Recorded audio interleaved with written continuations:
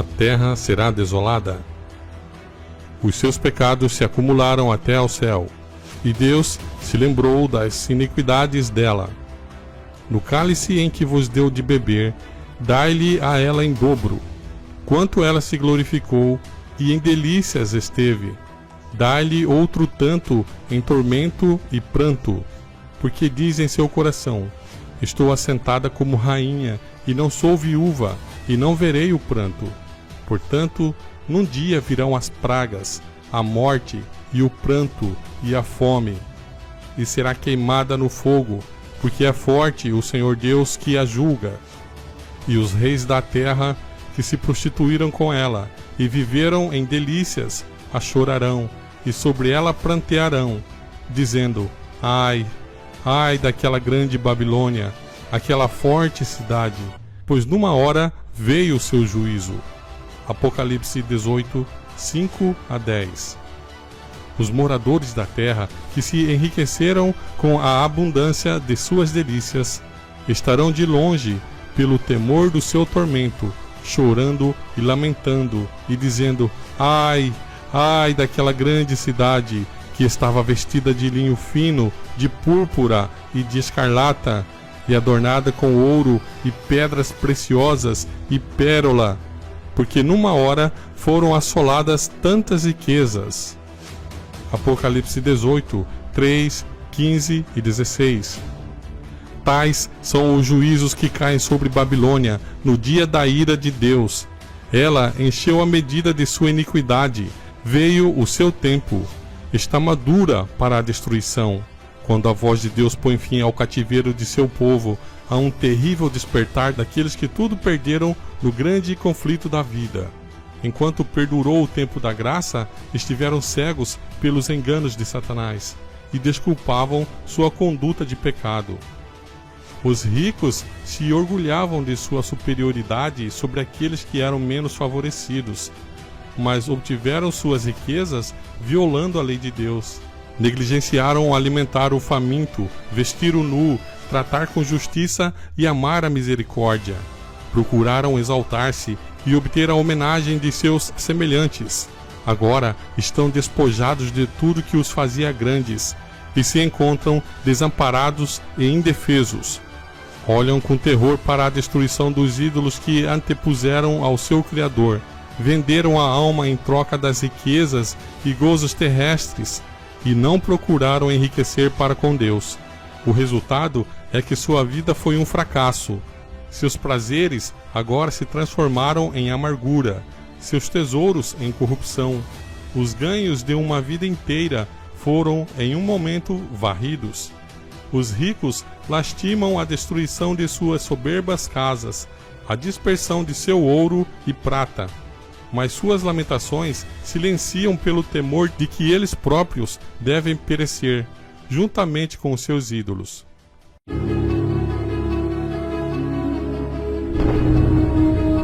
Os ímpios estão cheios de pesar, não por causa de sua pecaminosa negligência para com Deus e seus semelhantes, mas porque Deus venceu.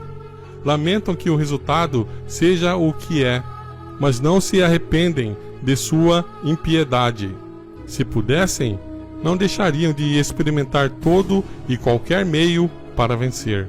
O mundo vê aqueles dos quais zombaram e escarneceram e que desejaram exterminar passarem ilesos através das pestilências, tempestades e terremotos. Aquele que é para os transgressores de sua lei um fogo devorador, é para o seu povo um seguro pavilhão.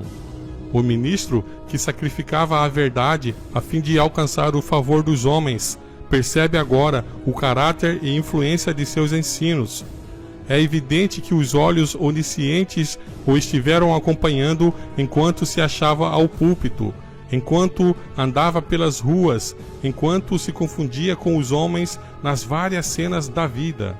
Toda a emoção da alma, toda a linha escrita, cada palavra pronunciada, todo ato que levava os homens a descansar em um refúgio de falsidade, esteve a espalhar sementes, e agora, nas infelizes e perdidas almas em redor dele, contempla a colheita.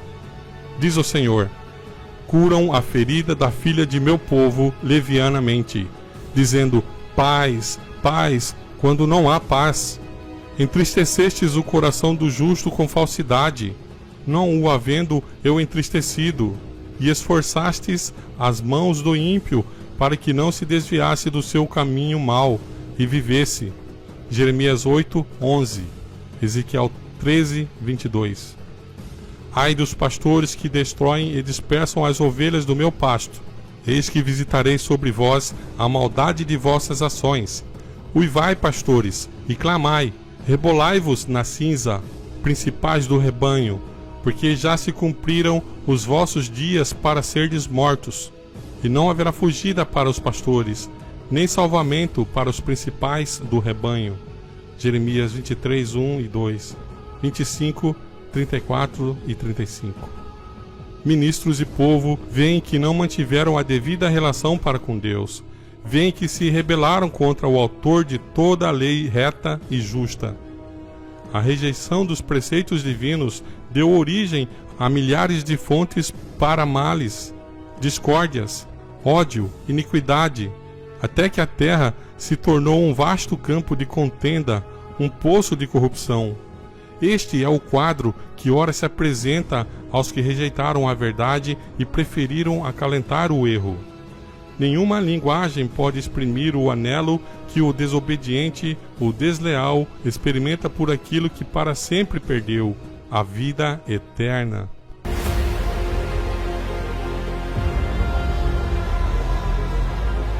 Homens que o mundo adorou pelos talentos e eloquência, veem agora estas coisas sob a sua verdadeira luz.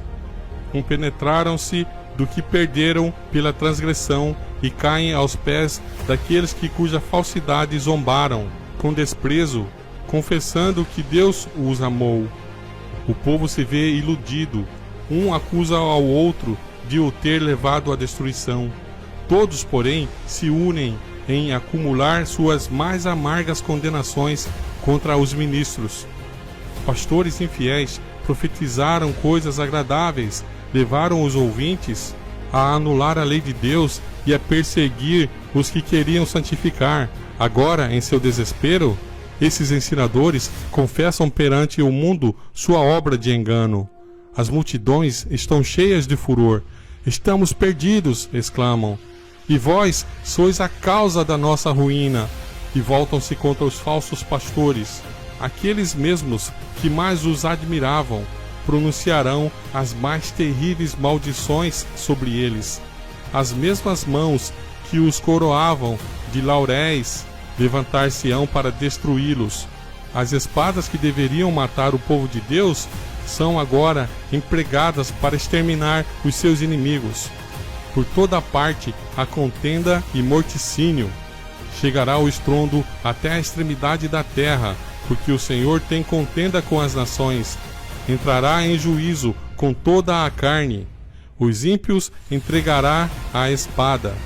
Jeremias 25, 31. 6.000 anos esteve em andamento o grande conflito. O Filho de Deus e seus mensageiros celestiais estavam em conflito com o poder do maligno, a fim de advertir, esclarecer e salvar os filhos dos homens. Agora todos fizeram sua decisão. Os ímpios uniram-se completamente a Satanás em sua luta contra Deus. Chegado é o tempo para Deus reivindicar a autoridade de sua lei que fora desprezada. Agora, a controvérsia não é somente com Satanás, mas também com os homens. O Senhor tem contenda com as nações. Os ímpios entregará à espada. O sinal do livramento foi posto sobre aqueles que suspiram e que gemem por causa de todas as abominações que se cometem. Agora sai o anjo da morte, representado na visão de Ezequiel pelos homens com as armas destruidoras, aos quais é dada a ordem: matai velhos, mancebos e virgens, e meninos e mulheres, até exterminá-los. Mas a todo homem que tiver o sinal, não vos chegueis, e começai pelo meu santuário, diz o profeta. E começaram pelos homens mais velhos que estavam diante da casa. Ezequiel 9, 1 a 6. A obra de destruição se inicia entre os que professaram ser os guardas espirituais do povo. Os falsos vigias são os primeiros a cair. Ninguém há de quem se compadecer ou a quem poupar. Homens, mulheres, moças, criancinhas perecem juntamente. O Senhor sairá do seu lugar para castigar os moradores da terra, por causa da sua iniquidade, e a terra descobrirá o seu sangue, e não encobrirá mais aqueles que foram mortos. Isaías 26, 21. E essa será a praga com que o Senhor ferirá a todos os povos que guerrearem contra Jerusalém. A sua carne será consumida, estando eles de pé, e lhes apodrecerão os olhos nas suas órbitas, e lhes apodrecerá a língua na sua boca. Naquele dia também acontecerá que haverá uma grande perturbação do Senhor entre eles, porque pegará cada um na mão do seu companheiro, e alçar-se-á a mão de cada um contra a mão do seu companheiro. Zacarias 14, 12 e 13.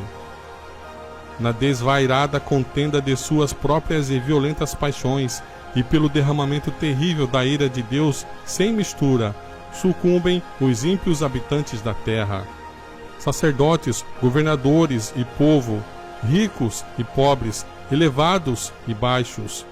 E serão os mortos do Senhor naquele dia, desde uma extremidade da terra até a outra extremidade da terra.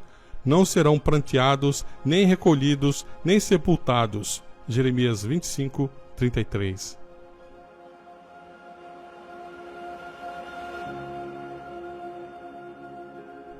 Por ocasião da vinda de Cristo, os ímpios são eliminados da face de toda a terra, consumidos pelo espírito de sua boca e destruídos pelo resplendor de sua glória. Cristo leva o seu povo para a cidade de Deus, e a terra é esvaziada de seus moradores.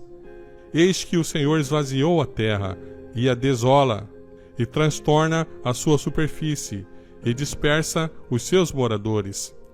De todo se esvaziará a terra, e de todo será saqueada, porque o Senhor pronunciou essa palavra. Porquanto transgridem as leis, mudam os estatutos e quebram a aliança eterna. Por isso a maldição consome a terra, e os que habitam nela serão desolados. Por isso serão queimados os moradores da terra. Isaías 24, 1, 3, 4 e 6. A terra inteira se parece com um deserto assolado, as ruínas das cidades e vilas destruídas pelo terremoto, árvores desarraigadas, pedras escabrosas arrojadas pelo mar ou arrancadas da própria terra, espalham-se pela sua superfície, enquanto vastas cavernas assinalam o lugar em que as montanhas foram separadas da sua base. Ocorre agora o acontecimento prefigurado na última solene cerimônia do dia da expiação. Quando se completava o ministério no lugar santíssimo e os pecados de Israel eram removidos do santuário em virtude do sangue da oferta pelo pecado, o bode emissário era então apresentado vivo perante o Senhor. E na presença da congregação, o sumo sacerdote confessava sobre ele todas as iniquidades dos filhos de Israel e todas as suas transgressões, segundo todos os seus pecados, pondo-os sobre a cabeça do bode. Levíticos 16, 21. Semelhantemente, ao completar-se a obra da expiação no santuário celestial, na presença de Deus e dos anjos do céu e na multidão dos remidos, serão então postos sobre Satanás os pecados do povo de Deus. Declarar-se-á ser ele o culpado de todo o mal que os fez cometer. E assim, como o bode emissário era enviado para uma terra não habitada, Satanás será banido para a terra desolada, que se encontrará como um deserto despovoado e horrendo. O escritor do Apocalipse prediz o banimento de Satanás e a condição de caos e desolação a que a terra deve ser reduzida e declara que tal condição existirá durante 1000 anos.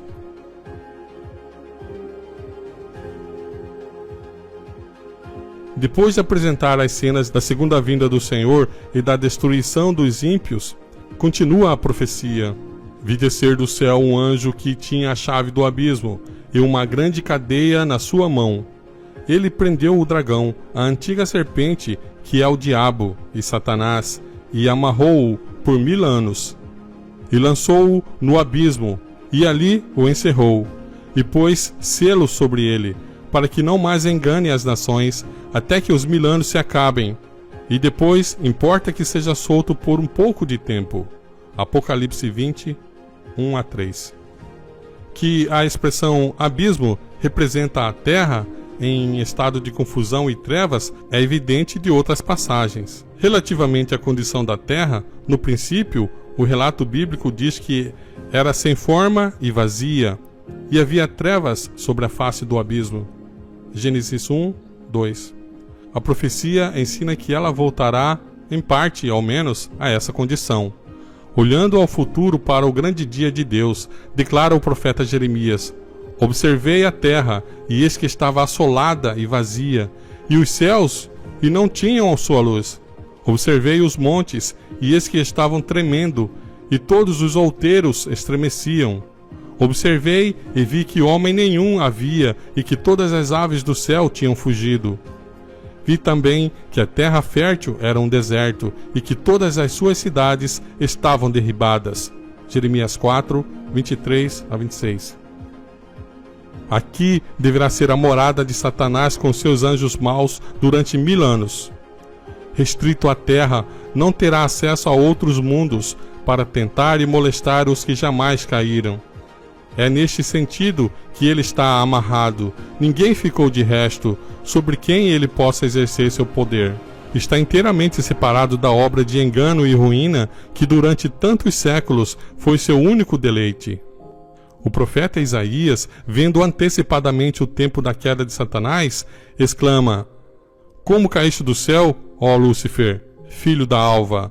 Como foi lançado por terra, tu que enfraquece as nações? E tu dizias no teu coração: eu subirei ao céu, acima das estrelas de Deus exaltarei o meu trono.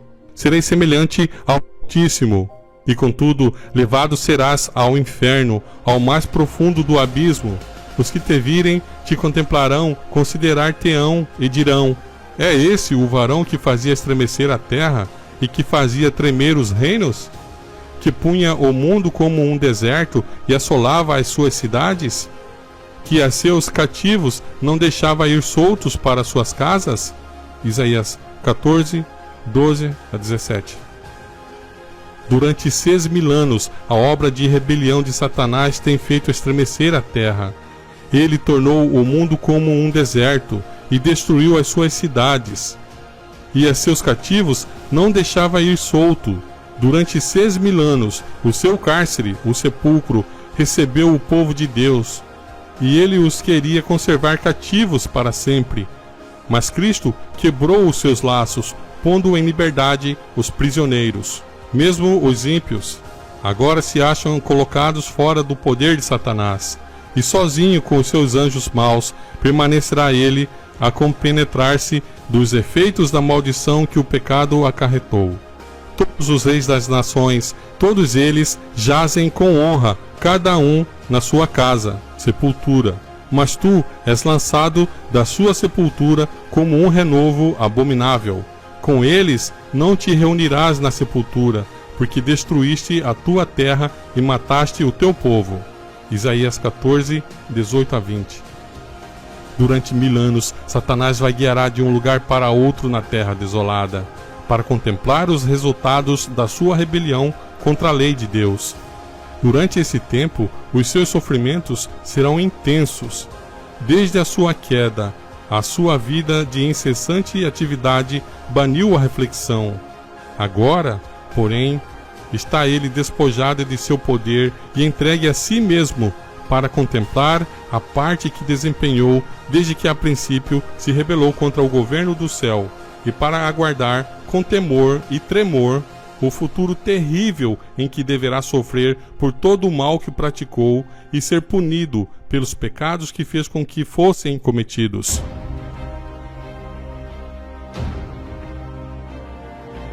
Ao povo de Deus, o cativeiro de Satanás trará alegria e júbilo.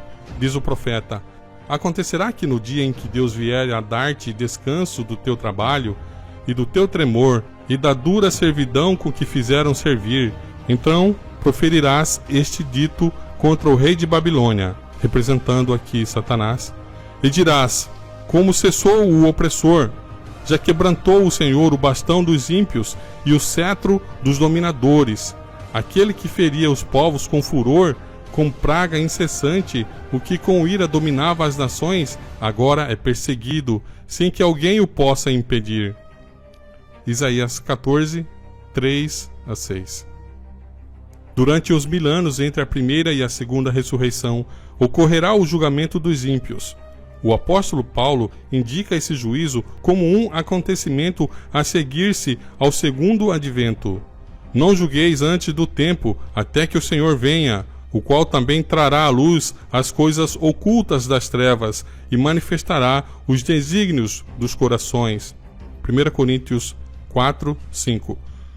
Daniel declara: quando veio o ancião de dias, foi dado o juízo aos santos do Altíssimo. Daniel 7, 22. Nessa oportunidade, os justos reinarão como reis e sacerdotes diante de Deus. João, em Apocalipse, diz: vi tronos e assentaram-se sobre eles, e foi-lhes dado o poder de julgar. Serão sacerdotes de Deus e de Cristo, e reinarão com ele 1000 anos. Apocalipse 20, 4 e 6. É nesse tempo que, conforme foi predito por Paulo, os santos hão de julgar o mundo. 1 Coríntios 6, 2.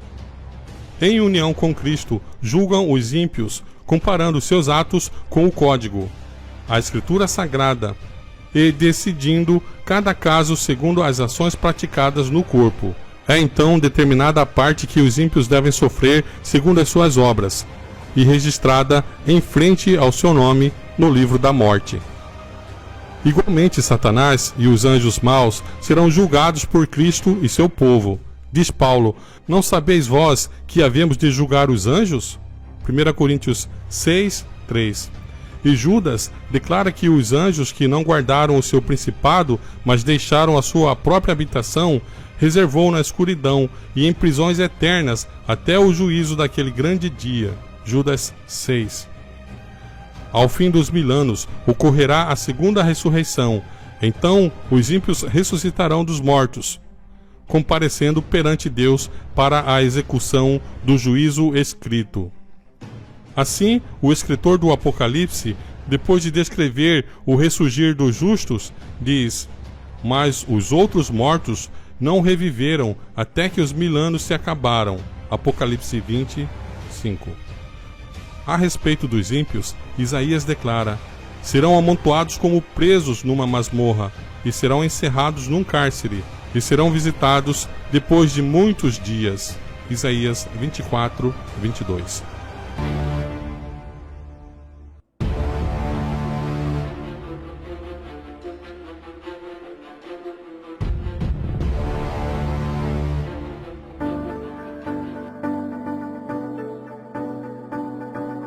Bom, agora gostaria de falar algo muito importante. Se você está achando este vídeo interessante e não sabia dessas informações, colabore com o nosso trabalho deixando o seu comentário. Isso é muitíssimo importante para nós. Se puder também, deixe o seu like.